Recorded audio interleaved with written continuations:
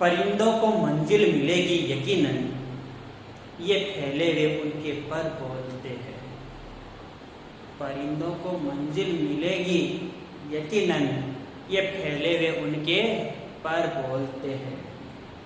अक्सर वो लोग खामोश रहते हैं, जमाने में जिनके हुनर बोलते हैं। अक्सर वो लोग खामोश रहते हैं, जमाने में जिनके हुनर बोलते हैं।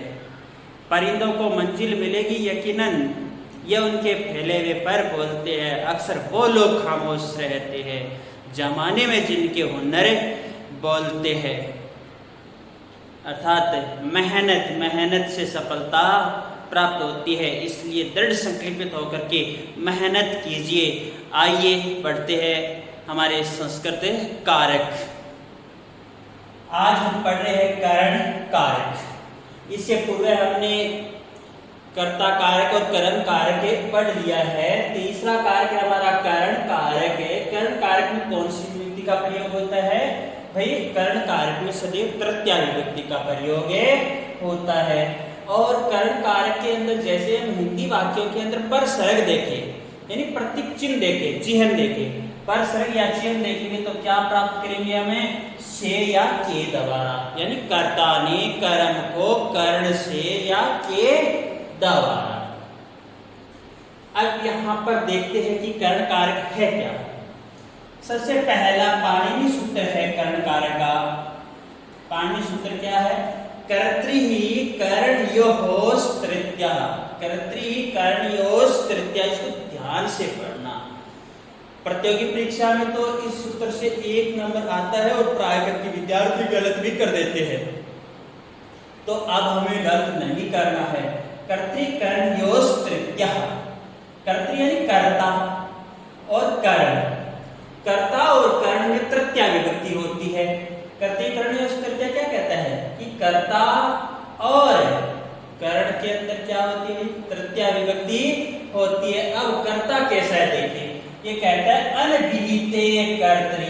क्या कह रहा है? अनभिहिते कर्तृ। हमने वाच्य परिवर्तन में पढ़ा था कि यानी अनियुक्त जो कर्ता होता है, अनभिहित जो कर्ता होता है वो और कर्ण में तृतीया विभक्ति होती है। कैसे कर्ता में?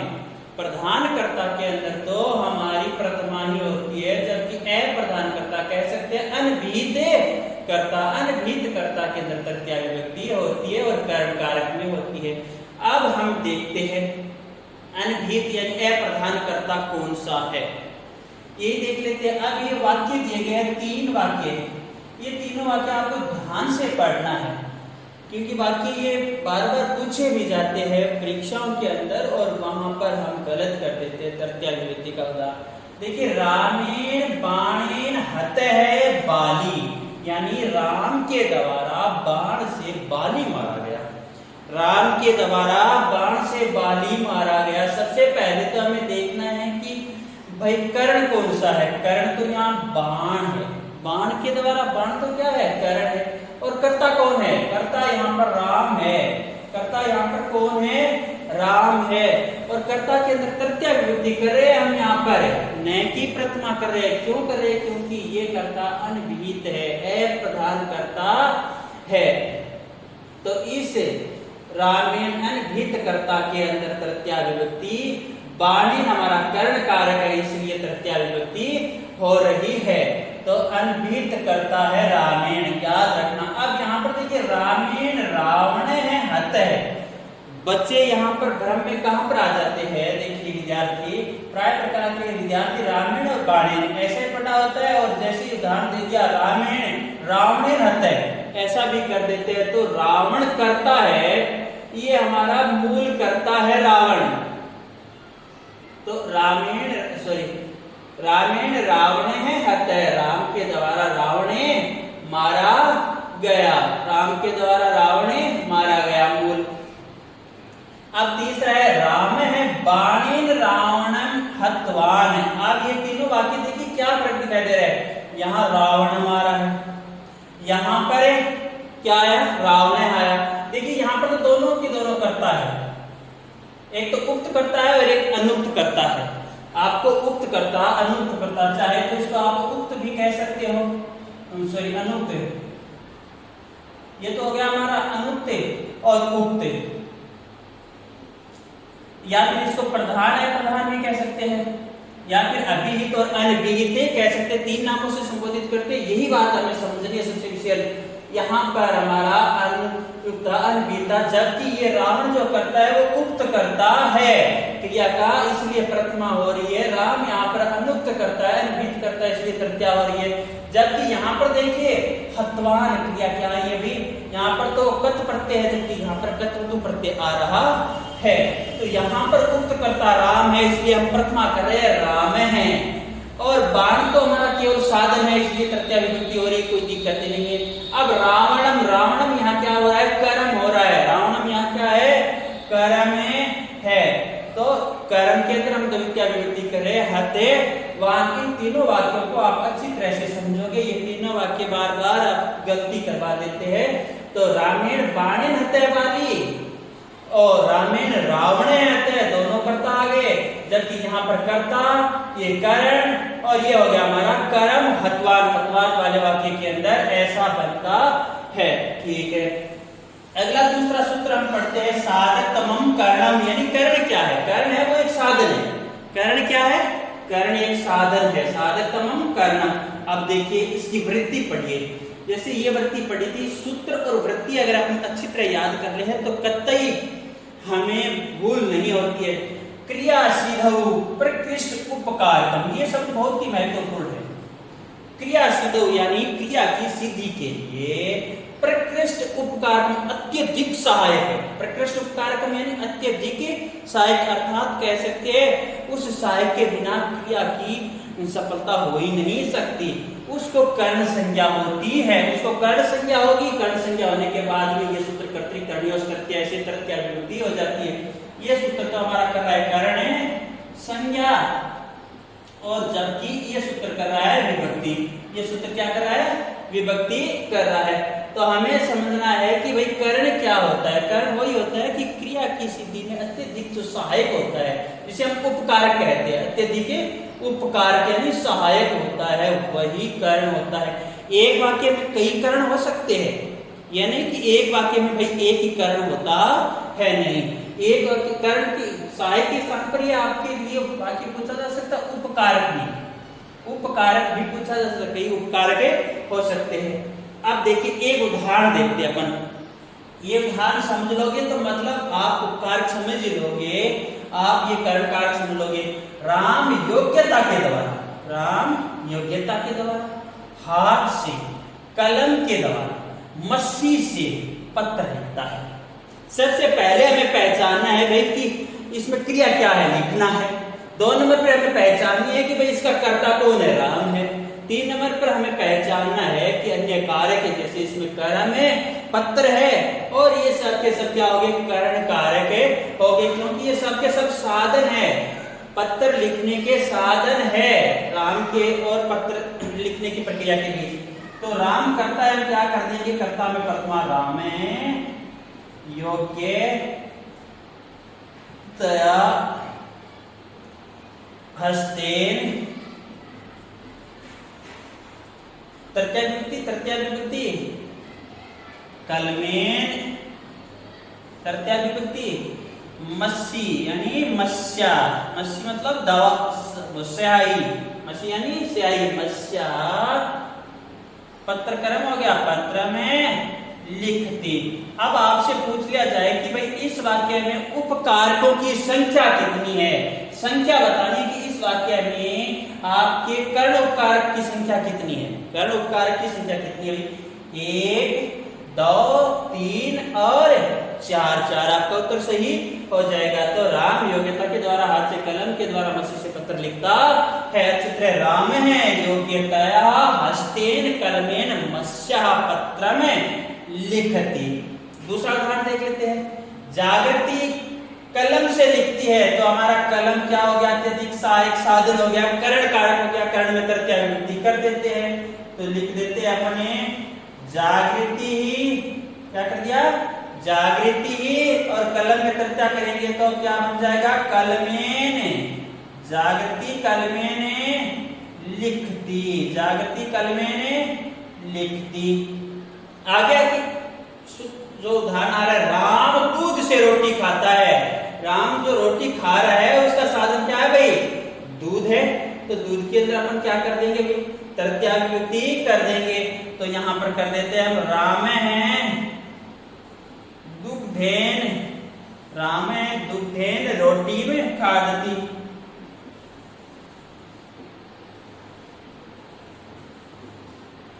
अगला वाक्य क्या है आपका? राम के द्वारा लेख लिखा जाता है। ध्यान से देखिए, राम के द्वारा लेख लिखा जाता है, क्रमवाच्य का आ गया है। तो हम क्या कर देंगे? रामेण, क्रमवाच्य का आ गया ना। रामेण कर्ता के साथ के द्वारा आ रहा है, रामेण लेख, कर्म के अंदर प्रथमा कर देते हैं, लेख है लिख्यते। रामेण लेख है लिख्यते, ये कौन से वाच्य का है? कर्म है वाच्य, कर्म वाच्य का वाक्य है, इसलिए कर्ता के अंदर तृतीया होगी, कर्म के अंदर प्रथमा होगी। अब आपसे पूछा जा सकता है कि वाच्य परिवर्तन कीजिए, तो आप इसको कर्तृवाच्य में ले जाओगे, तब क्या कर दोगे आप? राम है लेख में लिखती कर दोगे। अब उसके द्वारा हंसा जाता, देखिए कर्ता के साथ द्वारा आ रहा है, मतलब ये भी हमारा कर्म वाच्य का आ रहा है, उसके द्वारा हंसा जाता है। तो क्या कर देंगे भाई? ते हस्यते, ते हस्यते। हाँ, अब अगला सूत्र, सूत्र संख्या 3 देखिए, कर्तृकरणीय तृतीया आपने पढ़ लिया है, साधकतम करणम आपने पढ़ लिया है। अब आ रहा है हमारा सह युक्त प्रधान, सह युक्त प्रधान, यहाँ नोट करने वाली है अप्रधान शब्द। पहले शब्द आया हमारा अप्रधान, एक शब्द आया सह, युक्त मतलब साथ, सह युक्त अप्रधानी। ये सूत्र कहता है कि सह के समानार्थी अर्थ वाले शब्द देखो, एक तो सह, साकम, समम और सार्धम, ये 4 है। सह, साकम, समम और सार्धम शब्दानाम योग्य शब्दों के योग में, शब्दानाम योग्य शब्दों के योग में तृतीया विभक्ति भवती, तृतीया विभक्ति होती है। सह, साकम, समम, सार्धम शब्द के योग में तृतीया विभक्ति होती है। कौन कहता है ये बात? है सहयुक्त अप्रधाने कहता है। कौन कह रहा है आपको? सहयुक्त अप्रधाने कह रहा है तृतीया विभक्ति। तो यहाँ पर बात आ रही है कि भाई तृतीया होगी किसमें? अप्रधान। सह शब्द से जो अप्रधान हो रहा है क्रिया के साथ, उसके अंदर हम तृतीया विभक्ति करने वाले हैं। अप्रधान कर्ता ही होने वाला है। देखिए, जैसे देखते हैं पिता पुत्र के साथ जाता है, पिता पुत्र के साथ जाता है, तो यहां देखिए भाई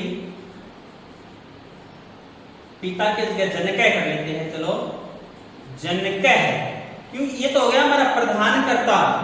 पिता जाता, मूलतः क्रिया कौन कर रहा है? जाने की क्रिया। मूलतः वाक्य के अंदर कौन दिखाई दे रही है? वो तो साथ में होगी, पिता जा रहा है, तो ये हो गया हमारा प्रधान कर्ता। प्रधान में तो हम प्रथमा ही करेंगे। पुत्र के साथ, इस साथ शब्द को देख करके हम लिख रहे हैं पुत्र के साथ, तो पुत्र के अंदर क्या करेंगे? हम तृतीया विभक्ति करेंगे। तृतीया में बनेगा पुत्रेण, पिता पुत्रेण सह गच्छति, सह गच्छति, पिता पुत्रेण सह गच्छति। अब इसी वाक्य को आपने, ये तो सह से बनाया है, आप ऐसा भी बना सकते हो, जनकः पुत्रेण साकम गच्छति, ऐसे भी बना सकते हो। जनकः पुत्रेण समम गच्छति, ऐसे भी बना सकते हो। जनकः पुत्रेण सार्धम गच्छति, मतलब ये समानार्थी शब्द है। सीता गीता के साथ कहती है, तो ये अप्रधान होगी भाई गीता। गीता क्या होगी? अप्रधान होगी। अप्रधान में हम तृतीया कर देंगे, तो सीता को तो ले लेते हैं। ये हो गया सीता, और ये हो गया हमारा गीतया। अप्रधान के अंदर तृतीया करती और पठती, सीता गीतया पठती, मतलब सीता सह पठती, सॉरी साकम कर दो या सह कर दो, साकम पठती। सीता है वो गीता के साथ पढ़ती है। सीता है वो किसके साथ पढ़ रही है? यहाँ पर गीता के साथ। तो तृतीया विभक्ति गीता के अप्रधान कौन है? यहाँ पर याद हमें यही रखना है, अप्रधान को पहचानना है। अप्रधान के अंदर हमें तृतीया विभक्ति करनी है। वे अपने मित्रों के साथ खेलते हैं, वे अपने मित्रों के साथ खेलते हैं। देखिए वाक्य बहुवचनात्मक है, वे अपने मित्रों के साथ खेलते हैं। तो क्या कर देंगे अपन? ते कर देंगे सबके लिए। अब अपने मित्र मतलब है सव, और ये हो गया मित्र, तृतीया करनी है इसके साथ, तो सव मित्र ही बहुवचन है तो रामई की तरह हो जाएगा सव मित्र ही तृतीया। ते सव मित्र ही सार्धम, ते सव मित्र ही सार्धम क्रीडते, ते सव मित्र ही सार्धम क्रीडन्ति। क्या कर दिया अपन ने यहाँ पर है वे अपने मित्रों के साथ खेलते हैं। ते सव मित्र ही, देखिए सार्धम शब्द है, सह साकम सार्धम। अब तुम गुरु के साथ वेद पाठ करते हो, तुम यानी तवम, गुरु के साथ मतलब है गुरुणा, प्रत्यय विभक्ति आ गई ना, ए प्रधान गुरु ही हो गया, वेद पाठ कर तो तुम रहे हो, ए प्रधान गुरु हो गया, यहाँ पर मित्र है वो ए प्रधान हो गए थे। तुम गुरुणा सह वेद पाठम, वेद पाठम करते हो, तो क्या जैसे करोती कर दोगे, करोती हो जाएगा, नहीं होगा करोती, क्योंकि तुम है तबम के लिए हम कौन से पुरुष का प्रयोग करते हैं भाई, मध्यम पुरुष का करते हैं, मैं के लिए उत्तम पुरुष का करते हैं, अन्य के लिए प्रथम, तो क्या आ जाएगा हमारा करोसी, क्या हो जाएगा करोसी। तवम गुरुणा सह वेद पाठ में करोसी। संख्या 4 ये ना अंग विकार है, सूत्र हमारा आ रहा है ये ना अंग विकार। ये सूत्र आपको क्या कह रहता है, ये विकृतेन अंगेन अंगिन है, यानी जिस विकृत अंग से अंगी के विकार लक्षिते, विकार दिखाई देता है, तस्मिन् विकृतांगे तृतीया भवति, उस विकृत अंग में तृतीया होती है। अब तृतीया विभक्ति ये ना अंग विकार है, वो तृतीया विभक्ति कहां पर करता है, विकृत अंग में, जिस अंग से हमें विकार दिखाई दे रहा है उस अंग में तृतीया विभक्ति करता है। उदाहरण देखते हैं, वह आंख से काना है, यहाँ पर विकृत अंग क्या दिखाई दे रहा है आपको, आंख दिखाई दे रहा है, तो आंख में हम तृतीया विभक्ति कर देंगे और क्या बन जाएगा हमारा से नेत्रेण, तृतीया में नेत्रेण, कान है अस्ति, से नेत्रेण कान है अस्ति। आगे देखिए अगला क्या कह रहा है, बालक कान से बह रहा है, विकृत क्या है कान है, तो क्या कर देंगे अपने, बालक है कर्णेन, बालक है कर्णेन बधिर है वर्तते, बालक है वो कान से बहरा है, बालक है कर्णेन बधिर वर्तते। सुरेश पैर से लंगड़ा है, तो पैर के अंदर तृतीया विभक्ति कर देंगे, विकृत अंग हमारा क्या हो गया है, पैर हो गया। सुरेश है पादेन, सुरेश है पादेन खंज है अस्ति, खंज है अस्ति। सुरेश पैर से लंगड़ा है, दिनेश सिर से गंजा है, तो क्या कर देंगे अपन, दिनेश है, क्या कर देंगे, दिनेश है सिरसा, दिनेश है सिरसा खलवाट है, खलवाट है विद्यते। देखिए दिनेश सिर से गंजा है, तो दिनेश है सिरसा, सिरसा बनेगा तृतीया के अंदर खलवाट है विद्यते। सूरदास आंखों से अंधा था, भूतकाल का वाक्य है तो भूतकाल में बना लेते हैं सूरदास है, सूर्यदास है। आंख तो मतलब नेत्राभ्याम, क्या हो गया नेत्राभ्याम। अब देखिए ऊपर मैंने नेत्रेण किया था, जबकि यहाँ पर नेत्राभ्याम किया है, कारण क्योंकि काना तो एक आंख से ही होता है, तो इसलिए नेत्रण एक वचन में आता है। अंधा व्यक्ति होगा तो उसकी तो दोनों ही आंखें नहीं होगी, दोनों आंखों से अंधा होगा, तो दो आंखें, इसलिए नेत्राभ्याम तृतीया द्विवचन में आ रहा है। नेत्राभ्याम अंध है आसिते, लंग लकार में चले जाएंगे था आसिते। अगला हमारा सूत्र है इत्थम भूत लक्षणी। सूत्र को समझिए क्या कह रहा है, सूत्र कह रहा है कि येन चिहेन कस्यचित् अभिज्ञानम भवति, जिस चीज से किसी का अभिज्ञान होता है, जिस चिह्न से किसी का अभिज्ञान होता है, तस्मिन् चिह्नवाची शब्दे तृतीया विभक्ति भवति, उस चिन्हवाची शब्द में तृतीया विभक्ति होगी। जिस चिन्ह से हमें किसी का ज्ञान हो रहा है उसी चिन्हवाची शब्द से उस शब्द के अंदर हम कौन सी विभक्ति करेंगे, तृतीया विभक्ति करते हैं। उदाहरणार्थ वह जटाओं से तपस्वी प्रतीत हो रहा है, तो तपस्वी की जानकारी हमें किससे मिल रही है, कौन सा है ऐसा वाक्य के अंदर चिन्ह, जटा। तो जटाओं से तपस्वी, जटा चिन्ह हो गया, इसमें तृतीया कर देंगे और क्या कर देंगे अपन, से जटा भी, से जटा भी, क्योंकि जटाएं बहुवचन होती है, बहुत सारी है। तापस है, तापस है प्रतीयते, क्या हो गया, प्रतीयते, वह जटाओं से तपस्वी प्रतीत हो रहा है। जटा के अंदर तृतीया विभक्ति, इत्यंभूत लक्षण दिखाई दे रहे हैं। लक्षण को देख करके हमें मालूम हो रहा है कि भाई ये तपस्वी है। वह बालक पुस्तकों से छात्र प्रतीत हो रहा है, तो यहाँ पर इत्यंभूत क्या हो रहा है, हमारा चिन्ह क्या है, पुस्तक है। तो क्या कर देंगे अपन, से बालक है, से बालक है पुस्तक ही।